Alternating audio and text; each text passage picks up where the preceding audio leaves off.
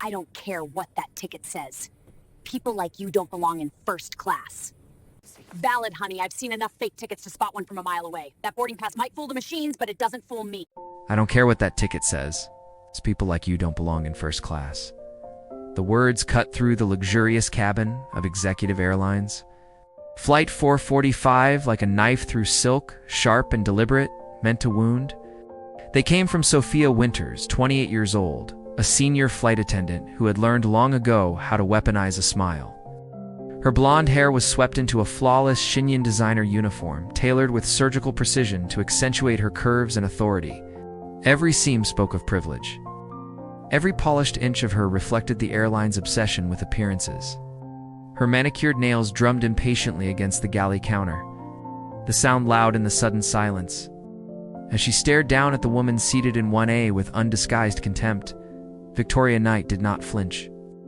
She sat calmly in the cream-colored leather seat, the kind reserved for executives, celebrities, and people whose names were whispered with respect in boardrooms. She wore faded jeans and a plain white t-shirt that had clearly lived a life before today.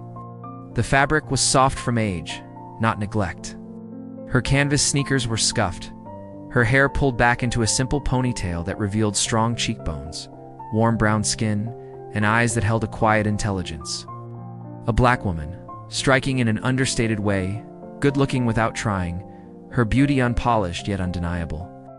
The black backpack at her feet looked like something a college student might carry, practical, worn, unpretentious. To anyone watching, she appeared completely out of place in the opulent first-class cabin of Executive Airlines. Flagship route from Miami to New York, ma'am.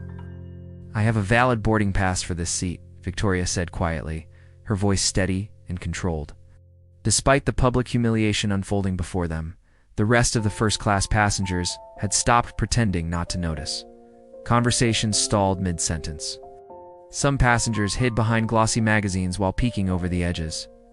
Others stared openly, curiosity and judgment mingling freely on their faces. A man in a tailored suit shifted uncomfortably. A woman clutched her designer purse a little tighter. Sophia's perfectly glossed lips curved into a sneer. Valid, honey. I've seen enough fake tickets to spot one from a mile away. Boarding pass might fool the machines, but it doesn't fool me. She leaned closer, invading Victoria's space. Her voice dropping to what she imagined was a discreet whisper, it had carried clearly enough for the entire cabin to hear. I know your type. You've probably found that ticket in the trash, or bought it from some scammer online. Victoria's hands remained folded neatly in her lap. No tension crept into her shoulders. No anger flashed in her eyes. There was only a calm so deep it felt almost unnatural given the circumstances. A calm that unsettled more than rage ever could. I'd like to speak to the captain, Victoria said. The captain? Sophia laughed, a sharp, mocking sound that echoed off the curved cabin walls. Oh, you'll speak to the captain, all right. Captain Rodriguez is going to want to know how someone like you got past security with stolen credentials. As if summoned by the accusation itself, Captain Miguel Rodriguez, 45, emerged from the cockpit. Salt tan pepper hair framed a face hardened by years of command and unquestioned authority. His uniform was immaculate, every stripe aligned perfectly, his posture rigid as he approached the growing spectacle. What seems to be the problem here, Sophia? He asked, though his eyes had already settled on Victoria with thinly veiled suspicion. This woman is trying to steal a first-class seat, Captain, Sophia said quickly. I've asked her politely to move to economy, where she belongs, but she's being difficult. Captain Rodriguez took Victoria's boarding pass and examined it with exaggerated scrutiny, as though searching for anything that would justify the scene. This does seem unusual, he said slowly. A last-minute first-class ticket purchase. No luggage. Inappropriate attire. He handed the pass back to Sophia as if the decision were already made. Ma'am, I'm going to have to ask you to move to the appropriate section of the aircraft. The appropriate section, Victoria repeated softly, the words tasting different when spoken aloud. You know what I mean? Rodriguez said, his tone clipped. Final? At that moment, Jessica Park approached. 26 auburn hair pulled into a tight bun, nervous energy radiating from every movement. She carried herself like someone desperate to please authority, eyes darting between the captain and Sophia. Captain! I can help resolve this, Jessica offered quickly. I'll escort her to economy. There are still some middle seats available, I'm not moving, Victoria said. Her voice was barely above a whisper, yet it carried with it a weight that commanded the attention of everyone within earshot. The air seemed to tighten around the words. Sophia's face flushed crimson. "Excuse me?" she snapped. "Did you just refuse a direct order from the captain?" "I refused nothing," Victoria replied evenly. "I stated a fact. I'm not moving because this is my seat. This is my airline. And in exactly 3 minutes, you're all going to understand why that matters." The certainty in her voice gave Sophia pause just a fraction of a second, just long enough for doubt to flicker across her perfectly made-up features. But the moment passed, replaced swiftly by indignation.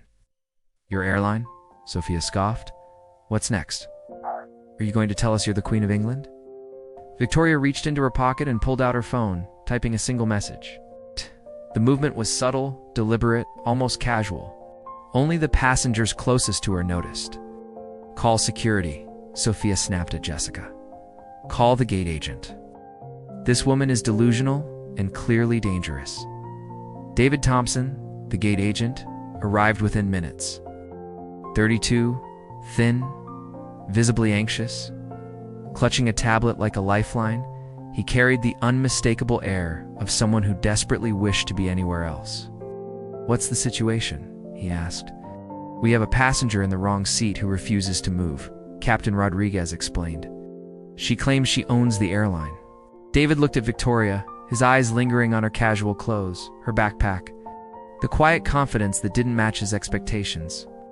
"Ma'am, if you don't have proper documentation for this seat, check your tablet," Victoria interrupted calmly. "Look up the passenger manifest for seat 1A. David tapped his screen, frowning. It says, "Victoria Knight's VIP status." He blinked. "But this must be an error. The system sometimes—" "There's no error," Victoria said. Sophia snatched the tablet from David's hands. "This is obviously fake. Anyone can hack these systems." "I've seen it before." "You've seen someone hack Executive Airlines' passenger manifest system?" Victoria asked, one eyebrow lifting slightly. "Well, no, but then, perhaps," Victoria said evenly. "You should be more careful about making accusations you can't support." The tension in the cabin had become suffocating. Whispers rippled through the rows. Someone had begun recording with their phone, the small red light unmistakable. Sophia noticed him, instantly adjusted, her voice growing louder, more theatrical. "Ladies and gentlemen," she announced grandly, "I apologize for this disruption. We're dealing with an individual who has gained unauthorized access to our aircraft. For your safety and comfort, we'll have this resolved momentarily." Victoria stood up. At 5'6", she wasn't particularly tall, but something about her presence shifted the atmosphere entirely. Conversations died. The hum of the aircraft faded into the background. Even Captain Rodriguez felt it, though he didn't understand why. "Sophia," Victoria said, her voice carrying effortlessly to every corner of first class. "I want you to remember this moment. Remember how you felt when you decided I didn't belong here. Remember the assumptions you made. Remember the words you used." "Are you threatening me?" Sophia asked, though the sharp edge in her voice had dulled. For the first time since she'd opened her mouth, uncertainty slipped through the cracks. Sophia's voice cracked slightly. "I'm not threatening anyone," Victoria replied evenly. "I'm simply asking you to remember. Because in approximately 90 seconds, you're going to understand exactly who you've been talking to. And that memory is going to be very important for you." Captain Rodriguez stepped forward, the authority in his posture hardening into something defensive. "Ma'am, I'm ordering you to sit down or deplane immediately." Victoria looked at him with something that might have been pity, not arrogance, not defiance. "Pity, Captain Rodriguez," she said calmly. "I need you to call your operations center. Tell them that Victoria Knight requires immediate assistance on Flight 445. I'm not calling anyone for—" Rodriguez began. Victoria raised her hand gently. "Actually, never mind. They're already on their way." As if summoned by her words, footsteps echoed from the jet bridge. Not one set, multiple, fast, purposeful. The kind of footsteps that didn't ask permission. Sophia, Captain Rodriguez, Jessica, and David all turned toward the aircraft door. Their expressions shifted in sequence: confidence draining into confusion, confusion tightening into something dangerously close to fear. "This will be a moment you remember for the rest of your lives," Victoria said quietly as she settled back into her seat, crossing her legs with unhurried composure. "Not because I'm vindictive, but because you're about to learn that dignity and respect aren't determined by the price of someone's clothes or the color of their skin." The footsteps grew louder. Sophia's hands began to shake. Victoria Knight had purchased Executive Airlines 6 weeks ago for $2.1 billion. Acquisition barely made the news. Knight Technologies, her primary company, acquired businesses the way other people bought coffee: frequently, decisively, and without ceremony. But this purchase had been different. This one had been personal. At 35, Victoria was worth $8.2 billion. She had built her fortune from nothing. No inheritance. No safety net. Just relentless intelligence and discipline. A computer science degree from MIT, earned on a full scholarship, had been her first act of quiet rebellion against a world that never expected much from a black girl raised in Detroit. She'd grown up with a single mother who worked 3 jobs, who came home exhausted but still checked homework, still whispered encouragement, still taught her daughter that dignity was not something you waited for others to grant you. From an early age, Victoria learned that the world made assumptions about what she could and couldn't achieve. Those assumptions had been wrong then. They were still wrong now. The journey from a dorm room startup to Knight Technologies' 60-story headquarters in downtown Chicago hadn't been glamorous. Every boardroom she entered as a young entrepreneur came with the same silent interrogation. Was she really the founder? Was she really qualified? Who was backing her? She learned to let her results speak. She learned to stay calm when underestimated. She learned never to let anyone else's limitations become her own. But air travel had always been different. There was something about airports and airlines that brought out the worst in people. The arbitrary power dynamics, snap judgments based on appearance, the unspoken belief that certain people belonged in certain sections and others didn't. Victoria had experienced it all. Extra security screenings that seemed random but weren't. Lingering stares from gate agents. Flight crews visibly surprised when she presented a first-class boarding pass. Polite smiles masking discomfort. 3 months ago, she'd received an anonymous email. A current Executive Airlines employee, too afraid to identify themselves, had detailed a culture of discrimination that went far beyond occasional rudeness. The email was meticulous. Names, dates, flight numbers, passengers of color randomly selected for additional screening, seating issues that mysteriously affected minorities, complaints that vanished into corporate systems without ever being investigated. Victoria made calls, quiet ones, discreet inquiries through trusted contacts in the aviation industry. What she learned made her angry. But more than that, it made her determined. Executive Airlines wasn't just enabling discrimination, they were profiting from it. Exclusive brand image wasn't accidental, it was curated. Built on exclusion, reinforced by silent policies and unspoken rules. So she bought them, not to destroy the airline, but to transform it. Victoria believed in the power of change from within.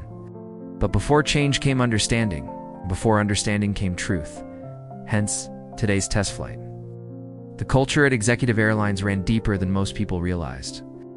Marcus Vale, the operations manager, had been with the company for 15 years. 52 years old, a career airline executive who prided himself on maintaining what he called standards. Those standards, it turned out, had little to do with safety or service. They were about preserving an image, ensuring that Executive Airlines remained exclusive in ways no brochure ever admitted. Elena Ramirez worked in customer relations. 29, ambitious, efficient. She'd started as a gate agent and climbed quickly. On paper, her job was to resolve passenger complaints. In practice, she'd become highly skilled at making certain complaints disappear. Bias incidents were reframed as misunderstandings. Discrimination became policy clarification. Harassment was filed under isolated incidents that do not reflect company values. The training materials told the rest of the story. Victoria had obtained copies during her due diligence process. Employees weren't explicitly told to discriminate. Instead, they were taught to identify brand-appropriate passengers. They were trained to spot potential security risks, using criteria that correlated suspiciously with race and economic status. They were instructed to maintain the ambience of the premium cabin experience. It was discrimination with plausible deniability, sophisticated bias wrapped in corporate polish. And Sophia Winters embodied it perfectly. Hired 2 years ago specifically for her appearance and her ability to project the right image, Sophia learned quickly which passengers were welcomed in, which ones were merely tolerated, and which ones, in her mind, never belonged at all. Her performance reviews praised her for maintaining cabin standards and ensuring passenger comfort. The language was polished, corporate, and deliberately vague. The metrics were subtle but unmistakable. Complaints from high-value customers were minimized.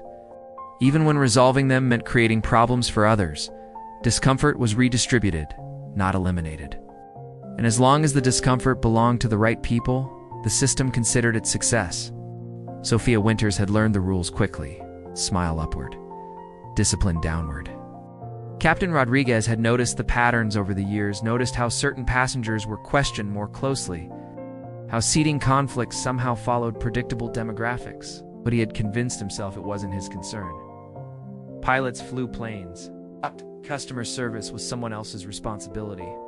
When his crew made seating adjustments or flagged passengers for additional screening, he told himself it was about safety and security, not discrimination. Self-deception was easier than acknowledging complicity. The investigation Victoria had commissioned, after the anonymous email revealed statistics that left no room for denial. Minority passengers on executive airlines were 3 times more likely to be selected for additional security screening. Complaints alleging discrimination were resolved in favor of the airline 97% of the time. Internal employee surveys revealed that 73% of staff believed certain passengers simply didn't fit the brand image. But the most damning evidence wasn't numerical, it was conversational. Internal communications told the real story. Email threads where managers discussed problematic passengers using carefully coded language. Memos advising staff to maintain demographic balance in premium cabins. Training documents that spoke eloquently about cultural sensitivity while simultaneously instructing employees to profile passengers based on appearance, clothing, and perceived social class. Victoria had seen enough. The test flight wasn't impulsive, it was surgical. Flight 445 had been chosen deliberately, had generated more complaints than any other route in the system. She had worn her most casual clothes, not out of indifference, but strategy, knowing they would trigger the biases already embedded in the culture. She had booked seat 1, ate the most visible seat in first class, so there would be no ambiguity, no quiet removal, no private correction. Everything about today was designed for exposure. James Mitchell, her head of corporate security, was monitoring the situation remotely. A former FBI agent, Mitchell specialized in documenting evidence for civil rights cases. Hidden cameras had already been installed throughout the aircraft. Audio recording equipment captured every word, every inflection, every assumption spoken aloud. The legal team was standing by, prepared to move the moment the final piece fell into place. She wanted to understand it. She wanted to feel how it unfolded in real time, how it justified itself, how ordinary people convinced themselves they were right. She wanted to experience firsthand what her customers endured, so she could dismantle it properly and build something better in its place. The anonymous employee who had first contacted her had included a prescient observation. It's not enough to change the policies, you have to change the people. And to change the people, you have to show them who they really are. Victoria was about to do exactly that. Her phone buzzed softly in her hand. A message from Rebecca Torres, her chief operating officer. Teams in position, legal ready, media contacts standing by. Are you sure you want to proceed? Victoria typed back without hesitation. More sure than I've ever been about anything. The transformation of executive airlines had actually begun weeks before. Victoria stepped onto Flight 445. New hiring practices were already being implemented. Bias training programs were in development. Customer service protocols were being rewritten from the ground up. The infrastructure for change was in place. But infrastructure alone never changed culture. Culture shifted one interaction at a time. One moment of accountability at a time. Today was about accountability. Victoria looked around the first-class cabin. She saw Sophia whispering urgently to Captain Rodriguez, gesturing sharply towards seat 1A. She saw Jessica nervously smoothing her uniform, caught between authority and conscience. She saw David checking and rechecking his tablet, desperately hoping the numbers would change. She saw the other passengers pretending not to watch, while being utterly transfixed by the unfolding drama. In a few minutes, all of their lives would change. Sophia's career in aviation would be over. Rodriguez would face a federal investigation. Lena and Marcus would learn that enabling discrimination carried real consequences. Jessica and David would understand that silence and compliance came with a price. But Victoria wasn't focused on punishment. She was focused on prevention. Today's events would become training material. The footage would be used to educate future employees about the real cost of bias. The story would ripple through the aviation industry as a warning and a blueprint. More importantly, it would show victims of discrimination that justice was possible, that quiet dignity could outlast loud prejudice, that power meant responsibility, and that those without power were still worthy of protection. The footsteps from the jet bridge were getting closer. Victoria closed her eyes. She thought about her mother, who had never lived to see her daughter become successful enough to buy an airline. About the scholarship that had altered the trajectory of her life. About the countless young people who deserved the same chance she had been given. This wasn't about revenge. It was about redemption for herself, for her customers, and even for the people who were about to lose their jobs. Sometimes destruction was necessary before reconstruction could begin. Victoria opened her eyes and prepared to change everything. "Security is on the way," Sophia announced loudly, her voice projecting the brittle authority of someone who believed she still held all the power. She crossed her arms and stepped into the aisle, blocking Victoria's path as if physical positioning could still control the outcome. "When they get here, you're going to be escorted off this plane in handcuffs." Victoria remained seated, her expression unreadable. "I see," she said calmly. "That's all you have to say." Sophia's voice rose an octave, fueled by adrenaline and certainty. "I see, lady. You're about to be arrested for fraud, trespassing, and probably half a dozen other charges. You should be begging for mercy right now, doesn't it?" Victoria asked quietly. The question hung in the air. Something about Victoria's tone, calm, almost curious, shifted the energy in the cabin. Several passengers leaned forward without realizing it. Jessica Park fidgeted with her badge, suddenly unsure which side of authority she stood on. David Thompson stared at his tablet as if it might reveal a hidden truth he'd somehow missed. "Stop playing games," Sophia snapped. "I've dealt with people like you before. Think if you act calm and mysterious, we'll back down. We won't. I know exactly what you are." "What am I, Sophia?" The use of her name startled the flight attendant. She hadn't introduced herself. Victoria had somehow known who she was. The realization unsettled her more than she wanted to admit. "You're a scammer," Sophia said, but there was less conviction in her voice now. "A con artist who preys on airlines by what?" Victoria interrupted gently. "By sitting quietly in a seat with a valid boarding pass? By speaking respectfully to crew members? By not raising my voice or using profanity or threatening anyone? By pretending to be someone I'm not? Who am I pretending to be?" Sophia's mouth opened, then closed. She realized she'd backed herself into a logical corner. Victoria hadn't claimed to be anyone specific. She hadn't invoked status or power. She'd simply stated she wasn't moving from her assigned seat. Marcus Vale appeared from the rear of the aircraft. 52 years old, thinning gray hair, the bureaucratic posture of middle management hardened by years of unchallenged authority, he carried a thick folder labeled security protocols. Arrival seemed to embolden Sophia. "Mr. Vale, thank God you're here." "This woman, as I can see the situation," Vale interrupted. He studied Victoria with the practiced, calculating gaze of someone who had made judgments like this thousands of times before. "Ma'am, I'm Marcus Vale, operations manager. I need to see all of your identification documents immediately." Victoria didn't move. "Why?" "Because we have protocols for dealing with suspicious passengers."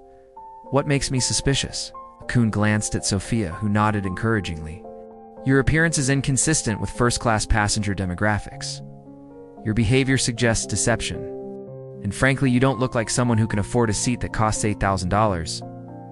"I see," Victoria said calmly. "And what does someone who can afford an $8,000 seat look like? You know exactly what I mean?" No, Marcus, I don't, Victoria replied. Please explain. The use of his first name landed like a slap. It's just like with Sophia, she knew his name without an introduction. Abel's confidence wavered visibly. I mean, professional appearance, appropriate attire. Recognizable status indicators, such as expensive luggage, designer clothes, jewelry. So you determine who belongs in first class based on their outfit? Vale's face reddened. He was beginning to hear his own words the way they actually sounded. It's not that simple. We have comprehensive screening procedures based on multiple factors. Name 3 factors that don't relate to how someone looks or dresses. Vale opened his folder frantically, searching for official language that might justify the situation. Instead, he found himself staring at policies that felt suddenly damning when read literally. Phrases like maintaining cabin ambiance and ensuring passenger comfort sounded exactly like what they were coded discrimination. Alina Ramirez arrived carrying a tablet, wearing the expression of someone who specialized in making problems disappear. 29. Professionally dressed, composed to the point of artifice. She had the smooth confidence of corporate damage control. I'm Alina Ramirez from Customer Relations, she announced. I understand we have a seating dispute. Let me see what I can do to resolve this amicably. There's no dispute, Victoria said. I'm in my assigned seat with a valid ticket. Well, sometimes there are errors, Elena replied smoothly. Overbooking, duplicate assignments, technical glitches. These things happen. The good news is we have several excellent seats available in our premium economy section. I'd be happy to arrange an upgrade. An upgrade, Victoria repeated softly. From economy to premium economy, with our compliments, of course. Plus a travel voucher for the inconvenience. Alina, Victoria said gently. What makes you think I was originally in economy? Alina blinked. I well assumed based on the situation, which is... She trailed off, looking around helplessly. Every question Victoria asked forced her to confront the assumptions behind her words. She was trapped by her own biases. Look, Sophia interjected sharply, her patience gone. This is ridiculous. I don't care what games you're playing or how you know our names. Security is almost here. When they arrive, you're gone. End of story. She turned to address the other passengers who had been watching with growing fascination. Ladies and gentlemen, I apologize for this extended delay. Some people think they can intimidate their way into seats they haven't paid for. Well, not on my watch. We maintain standards on executive airlines. Those standards exist to protect your comfort and safety. Several passengers exchanged uneasy glances. A woman in row 2 whispered something to her husband. A businessman in row 3 discreetly raised his phone and began recording. The confrontation had gone on long enough that doubt was spreading about the crew, not the passenger. Sophia, Victoria said, her voice still calm despite everything. I want you to listen very carefully to what I'm about to say. I don't want to hear. You have 30 seconds to step back and apologize. The words were spoken quietly, without anger or urgency. Not a threat, not a demand. A statement of fact. Apologize? Sophia laughed harshly. To you? Are you completely insane? 25 seconds. Captain Rodriguez stepped forward. Ma'am, you're in no position to make demands or ultimatums. You're facing criminal charges. 20 seconds. Vale tightened his grip on the folder. This is absurd. We don't negotiate with passengers who 15 seconds. Alina took a small step backward. Something in Victoria's voice had changed. It was still calm, still controlled, but now it carried an undertone that made everyone within earshot uneasy, the unmistakable sound of someone who knew something they didn't. 10 seconds. I've had enough of this, Sophia declared, panic sharpening her words. Her composure finally cracked. She reached for Victoria's arm, intending to physically remove her from the seat. You're coming with me right now. 5 seconds. Stop counting. Captain Rodriguez shouted, his authority fraying under pressure. Time's up. Victoria pulled out her phone again, but this time she didn't text. She made a call and placed it on speaker. Rebecca, it's time. Understood. Miss Knight. Deploying now.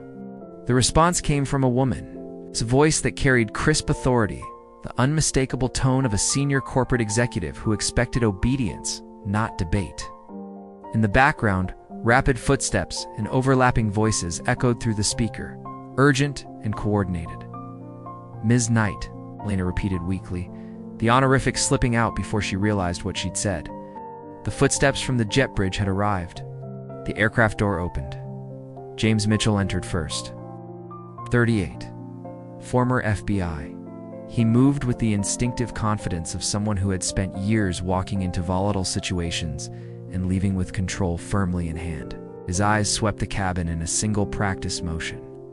Behind him came 3 individuals in tailored suits, each carrying briefcases and tablets, their expressions focused, professional, and utterly unconcerned with Sophia's authority. "Good afternoon, Ms. Knight," Mitchell said. "Sorry you had to endure this."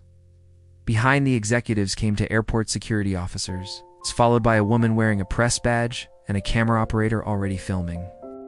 The aircraft was suddenly crowded with people who looked official and, more importantly, who clearly knew exactly who Victoria was. Sophia's face went white. "Miss Knight," Victoria said calmly as she stood, every movement deliberate. "Allow me to introduce myself properly. I'm Victoria Knight, founder and CEO of Knight Technologies.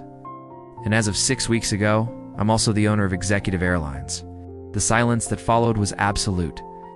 Sophia's perfect composure collapsed completely. Captain Rodriguez's authoritative bearing evaporated in an instant. Marcus Vale dropped his folder, papers scattering across the cabin floor like fallen leaves. Alina's tablet slipped from her hands and clattered uselessly against the aisle. "That's impossible," Sophia whispered, the word barely audible. "James," Victoria said evenly, "could you please show them the documentation?" Mitchell opened his briefcase and withdrew a thick folder. Acquisition contract dated 6 weeks ago. Transfer of ownership filed with the Federal Aviation Administration. Corporate documents establishing. Ms. Knight is majority shareholder and chief executive officer of Executive Airlines. He handed copies to each crew member. Their hands trembled as they read documents that could not be forged signatures, that could not be faked official seals that confirmed their worst fear. "I bought this airline," Victoria continued, "because I received reports about exactly this type of behavior. Discrimination, bias, harassment of passengers who don't fit your image of who belongs in premium cabins." "We didn't know," Alina began. "You didn't know who I was," Victoria interrupted calmly. "But would it have mattered if I were any other passenger? Should it have mattered?" None of them could answer. "I've been investigating this company for months," Victoria continued. "What I found was a culture that profits from exclusion. Training that teaches employees to judge passengers by appearance. Policies that enable discrimination while providing legal cover." She gestured toward the woman with the press badge. "This is Sarah Miller from Aviation Weekly. She's been documenting everything that happened here today. Every word, every action, every assumption you made about who belongs in first class." "You set us up," Sophia accused weakly. "I gave you a choice," Victoria replied. "You could have treated me with basic human dignity. You could have checked your records properly. You could have apologized when you realized you were wrong. Instead, you chose to escalate. You chose to humiliate. You chose to discriminate. But we were just doing our jobs." "No, Sophia," Victoria said softly. "You were revealing who you really are. And now the entire world is going to see it." Sarah Blake couldn't believe what she was witnessing. The 24-year-old travel influencer had boarded Flight 445 expecting to create routine content about Executive Airlines premium service. Instead, she was documenting what would become the most viral aviation story of the year. "Guys, this is insane," she whispered into her phone camera, live streaming to her 200,000 followers. "I'm literally watching flight crew discriminate against a passenger right now. She has a valid first-class ticket, but they're treating her like a criminal because of how she's dressed." The chat exploded. "Oh my God, is this really happening? Record everything. This is so messed up. What airline is this? Someone call the news." Sarah adjusted her angle, capturing Sophia's increasingly aggressive behavior. When the flight attendant grabbed Victoria's arm, the live stream erupted. "Did everyone see that?" Sarah whispered urgently. She just put her hands on a passenger. "This is getting really serious." Her follower count surged as viewers shared the stream. 200,000 became 250,000, then 300,000, then 400,000. Carlos Mendoza, seated 3 rows back in 4C, was recording everything on TikTok. 31, a marketing professional, He had initially pulled out his phone expecting a funny airline mishap. Instead, he was documenting history. His first video, posted when Sophia initially confronted Victoria, had already hit 50,000 views in 10 minutes. The caption read, "Flight attendant humiliating passenger in first class. This is so wrong. Discrimination at airline has been acceptable." But it was the second video that exploded. When Victoria revealed she owned the airline, Carlos captured Sophia's face perfectly. The shock, the horror, the instant realization of consequences. That video hit 100,000 views in its first 5 minutes. It was only the beginning. Lisa Rodriguez, a digital journalist for the Miami Herald, had boarded the flight expecting a quiet afternoon. She was working on a routine piece about airport security protocols when she sensed the shift in the cabin, the tension, raised voices, the unmistakable undertone of injustice. The moment she understood what was happening, instinct kicked in. This wasn't a feature story anymore. It was breaking news. Her fingers flew across her phone as she live tweeted the incident. Thread: currently witnessing discrimination incident on Executive Airlines Flight 445. Crew refusing to seat black passenger in first class despite valid ticket. 12 seconds later, flight attendant claimed passenger's ticket was fake, demanded she move to economy. Captain now involved, threatening police. 2/12. Then, other passengers recording. Situation escalating quickly. Clear case of racial profiling unfolding in real time.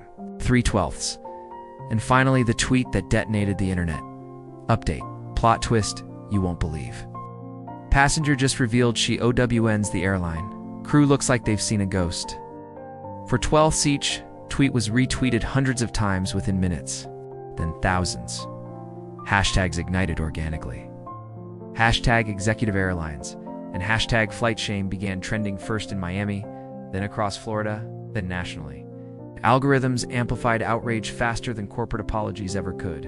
Inside the aircraft, the crew began to realize they were no longer in control of the narrative. Sophia noticed Sarah's phone first. "Turn that off," she demanded sharply. "You can't record without permission." "Actually, I can," Sarah replied calmly, still streaming. "We're in a public space, and I'm documenting discrimination. My followers have a right to know what's happening here." "Your followers?" Captain Rodriguez asked, his voice betraying concern. "About 450,000 people are watching this live right now."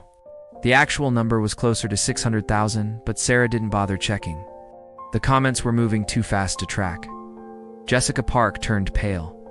"How many people?" someone called out from row 2. "It's trending on Twitter too," another passenger added. "Executive Airlines is getting destroyed in the comments." Carlos posted another TikTok update part 3. "The crew just found out they're being live streamed to 500,000 people. They look sick. This woman really owns the airline." From Hell Flight. The video gained 200,000 views before he finished typing the caption. Lisa's Twitter thread caught fire beyond her own platform. Her DMS exploded. CNN, Fox News, NBC, aviation trade publications, international reporters. She didn't hesitate.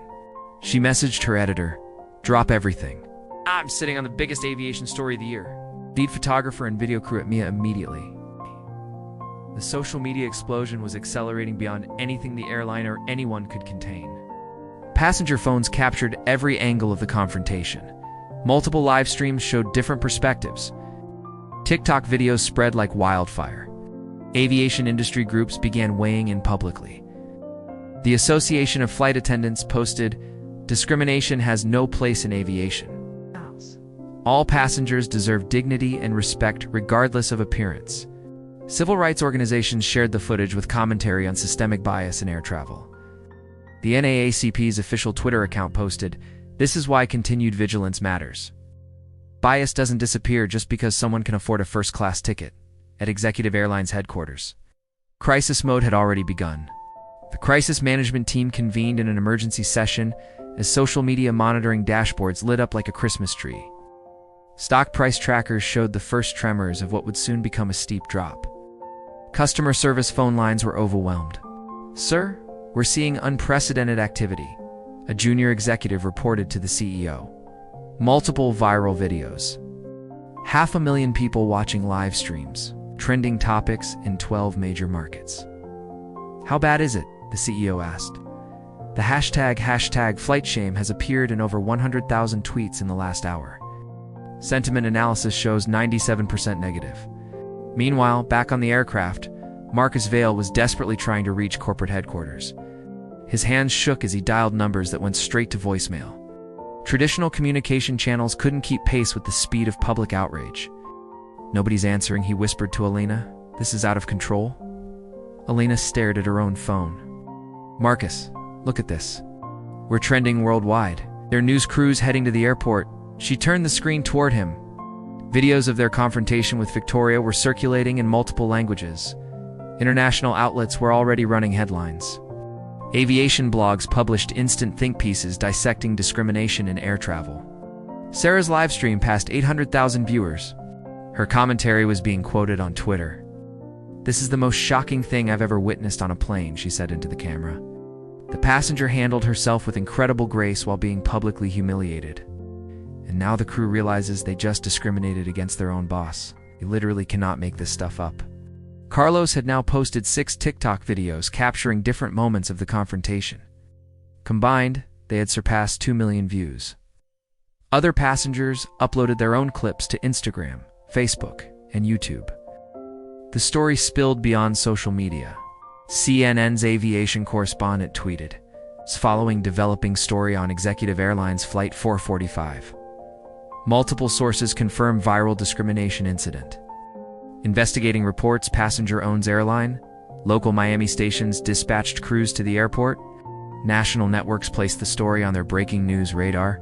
And somewhere between the jet bridge and the cockpit, it finally became clear to everyone involved. This wasn't just a scandal. It was a reckoning. Aviation industry publications moved into full analysis mode. Trade journals, regulatory blogs, and corporate ethics think tanks began preparing long-form coverage dissecting discrimination policies, enforcement failures, and executive accountability.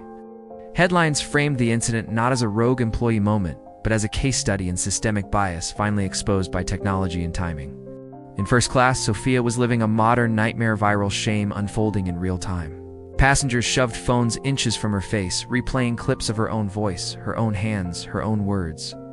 Videos of her grabbing Victoria's arm looped endlessly. Comments poured in faster than she could read them. Racist. Unprofessional. Fire her immediately.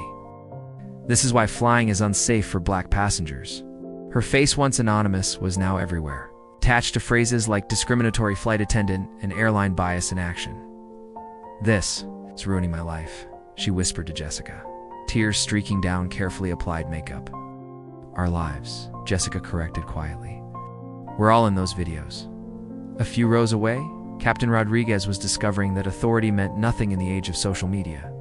His uniform, his rank, his commands, none of it mattered. No matter how many times he demanded phones be put away, recording continued. The story kept spreading. His reputation was unraveling publicly, shredded by strangers who would never know his name, but would forever remember his actions. Victoria watched the digital firestorm with conflicted emotions. Part of her felt vindicated. The world was finally seeing exactly what she had endured. Calm resistance met with escalation, dignity punished, assumptions weaponized. But she also understood the cost. Once viral shame was unleashed, it couldn't be recalled. Lives were being destroyed. Careers were ending. Reputations, some deserved, some collateral, were collapsing. Still, she reminded herself of the truth she'd learned long ago. Consequences were necessary. For decades, discrimination had been hidden, minimized, or excused. Sometimes only public exposure forced institutions to change. "Ms. Knight," Sarah called out during her live stream, "my followers want to know, what are you planning to do about this?" Victoria looked directly into the camera, unflinching. "I'm going to make sure this never happens to anyone else." The comment detonated across social media, was retweeted 50,000 times in under an hour. News outlets lifted it verbatim for headlines. Analysts called it the defining statement of the entire incident. By the time the aircraft door finally opened to allow investigators and executives to board, the story had reached every corner of the internet. Executive Airlines was trending in 15 countries. Combined live streams had reached millions. Traditional media scrambled to catch up with the stories social platforms had already made global. The age of hidden discrimination was over. Everything happened in the open, now broadcast in real time by passengers armed with phones, platforms, and outrage. The crew of Flight 445 had learned that lesson in the most public way imaginable. "Ladies and gentlemen," Victoria said, her voice carrying clearly through the first-class cabin as cameras rolled and live streams captured every syllable. "What you've witnessed today isn't unusual. It's just usually hidden." James Mitchell stepped forward, briefcase in hand. Behind him, executives from Knight Technologies positioned themselves with the precision of a military operation. Rebecca Torres, Victoria's chief operating officer, entered carrying a tablet glowing with real-time legal documentation. "Allow me to properly introduce the team," Victoria continued. James Mitchell, Corporate Security. Rebecca Torres, Chief Operating Officer of Knight Technologies and, as of today, Interim President of Executive Airlines. Our legal counsel from Morrison, Blake and Associates, and representatives from the Federal Aviation Administration, will be conducting an immediate investigation. Sophia's legs gave out. She collapsed into an empty seat, staring at Victoria as if watching her entire world implode. "This can't be happening." "Oh, but it is," Rebecca Torres replied, her voice sharp, controlled, and unmistakably authoritative. Knight's acquisition of Executive Airlines was completed 6 weeks ago. During due diligence, we uncovered a pattern of discriminatory behavior requiring immediate action.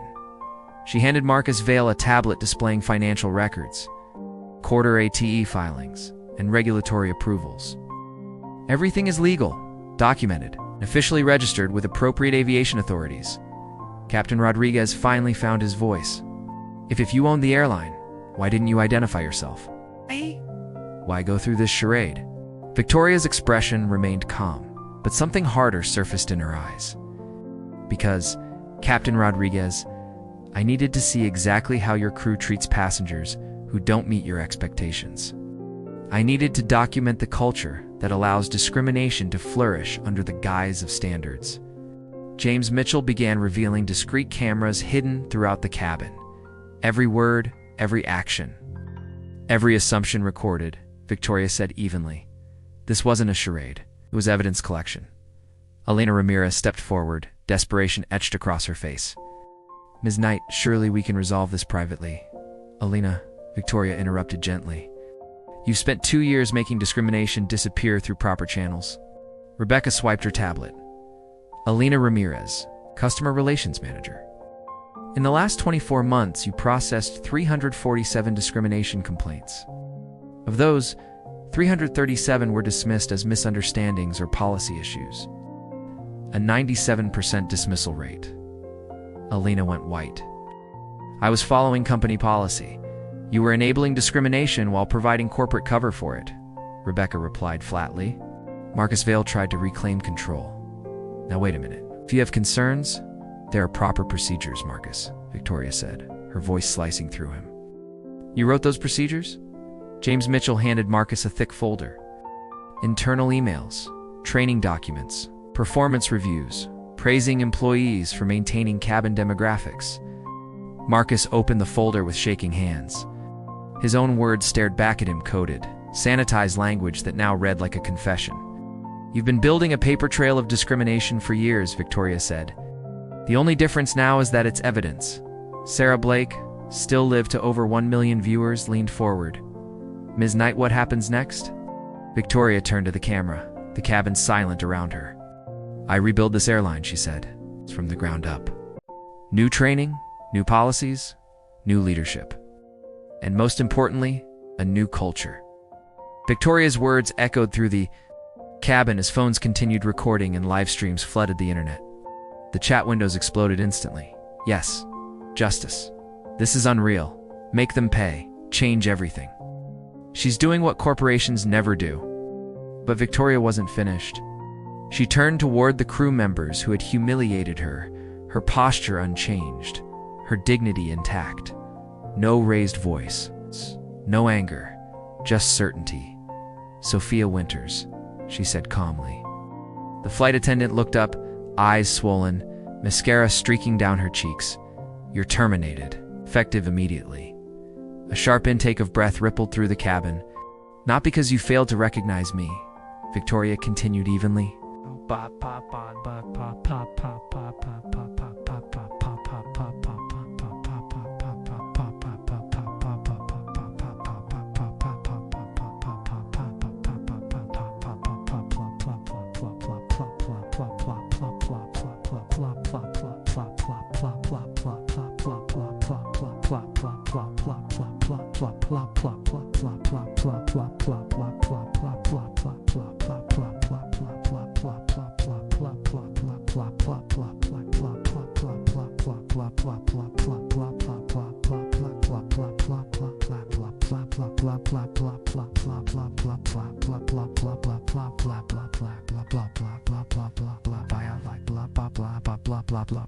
By the I'm so blast, but blah one's comes and ship line blower and she's das into someone.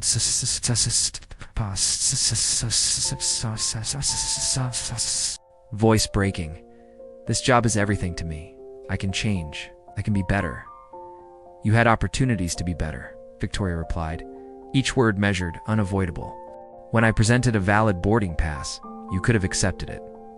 When passengers suggested you verify the system, you could have listened. When I remained calm while you escalated, you could have questioned your assumptions. Her voice softened but did not bend. Instead, you chose escalation. You chose humiliation. You chose to call security on a passenger whose only crime was not fitting your idea of first class? Rebecca Torres stepped forward, placing official termination documents into Sophia's shaking hands. Final paycheck within 72 hours. Benefits end today. You have 10 minutes to collect personal belongings from crew areas. Sophia collapsed back into her seat, sobbing openly. Captain Miguel Rodriguez straightened, grasping for authority. If you're terminating me, he said tightly. I want it on record that I followed established protocols. Miguel Rodriguez, Victoria interrupted calmly. Using his first name like a verdict, you're not just terminated. The cabin stilled. The FAA will be reviewing your pilot's license. That's outrageous. You used your authority as captain to threaten a passenger with arrest for existing while black in first class. That's not what happened. That's exactly what happened. Victoria's gaze never left him. You saw a black woman in casual clothing and assumed criminal intent. You never checked manifests. You never verified facts. Never considered your crew might be wrong. James Mitchell stepped forward, opening another folder. Captain Rodriguez's records show 14 formal complaints in 2 years. Every one involving minority passengers. All dismissed. I was protecting airline security. You were protecting prejudice, Victoria said. And now you'll face federal investigation for discrimination under color of authority. Jessica Park was openly crying now. Night, please. I was just following orders. I didn't want to get involved. Don't ruin my life. Victoria studied her for a long moment. Jessica, you searched my belongings publicly. You supported discrimination. You stayed silent when you could have spoken up. But I'm not racist. Don't hate anyone. Hate isn't required, Victoria replied gently. Complicity's enough. Silence is enough. Rebecca handed Jessica her termination notice. Your aviation career ends today. Other airlines will be notified. Jessica collapsed forward, hands over her face. David Thompson. The gate agent froze, halfway to the door. James Mitchell blocked his escape. David Thompson, Victoria repeated.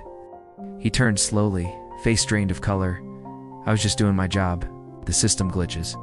I had to make a judgment call. You saw VIP status on your screen, Victoria said, holding up her tablet, and assumed it must be an error because the passenger was black.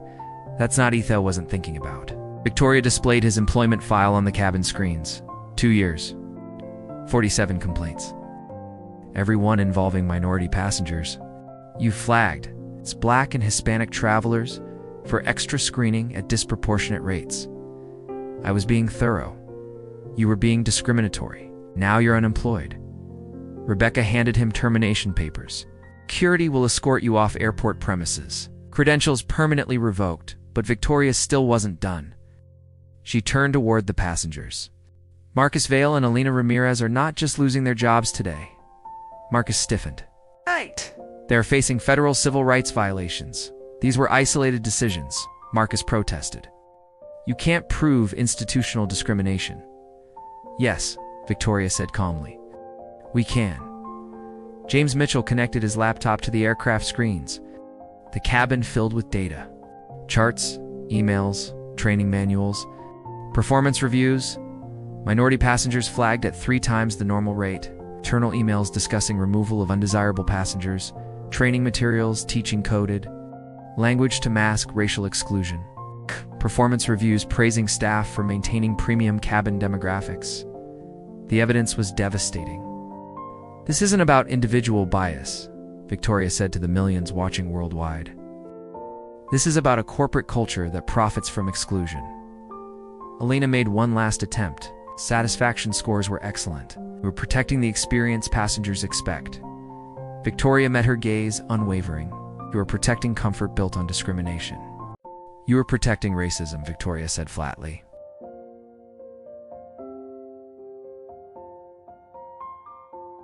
She stood and turned deliberately toward the cameras, knowing millions were watching.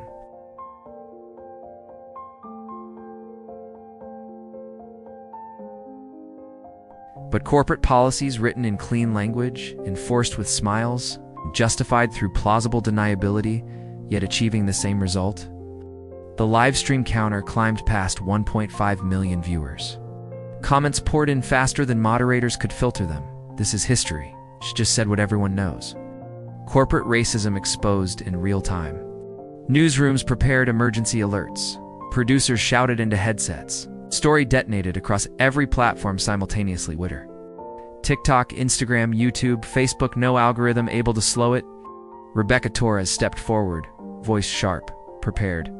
Effective immediately. Executive Airlines is implementing comprehensive reforms, new anti-discrimination policies, mandatory bias training for all employees, independent oversight committees, anonymous reporting systems, and a legally enforceable passenger bill of rights. But more importantly, Victoria added, stepping back into frame, we're changing the culture. Airlines exist to serve all passengers with dignity, not to enforce artificial hierarchies based on appearance, wealth signals, or skin color. Carlos Mendoza, still filming for TikTok, called out from his seat.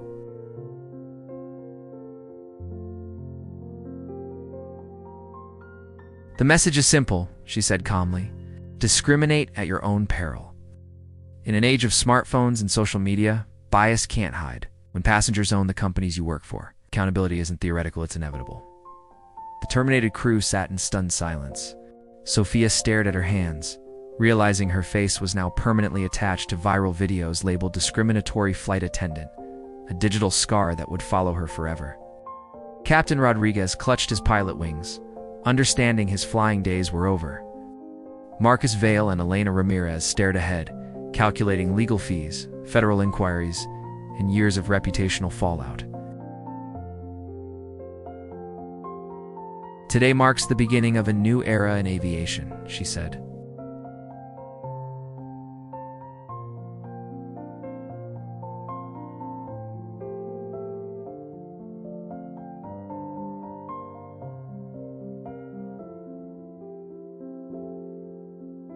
Justice was being served in real time, broadcast globally, documented for history.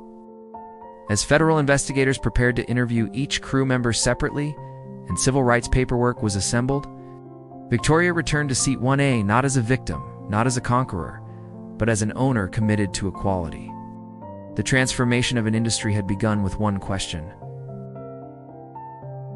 Victoria Knight had just answered it.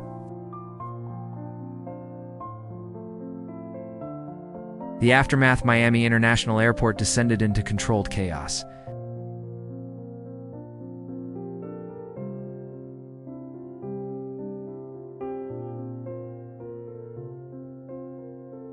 Rebecca Torres stood before a hastily assembled press conference in the airport media center. Behind her, a banner reading Executive Airlines Unity Through Travel was being physically removed and replaced in real time. Camera lights flared. Reporters from CNN, Fox News, NBC, CBS, BBC, and aviation trade journals filled every seat. Ladies and gentlemen, Rebecca began. What happened on Flight 445 represents everything Executive Airlines will no longer tolerate. She clicked a remote, effective immediately. We are implementing the most comprehensive anti-discrimination reforms in aviation history. The next slide appeared. where the old name represented exclusivity and hierarchy, Rebecca explained. Our new name represents our commitment to equal dignity for every passenger. Questions erupted. How long has this been happening? What legal consequences will follow? Will other airlines adopt similar reforms? What will this cost shareholders? Rebecca raised her hand. All terminated employees are under federal civil rights investigation. The Department of Justice has opened a formal inquiry.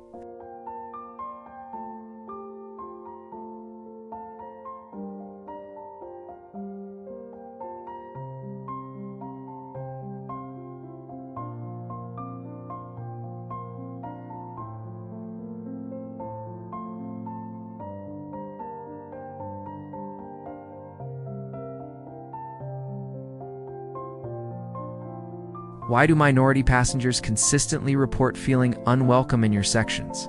Sophia swallowed. I don't know. Maybe they were more sensitive or looking for problems. Or maybe you treated them differently. The document was a performance review. Sophia stared at the words she had once taken as praise, now transformed into evidence.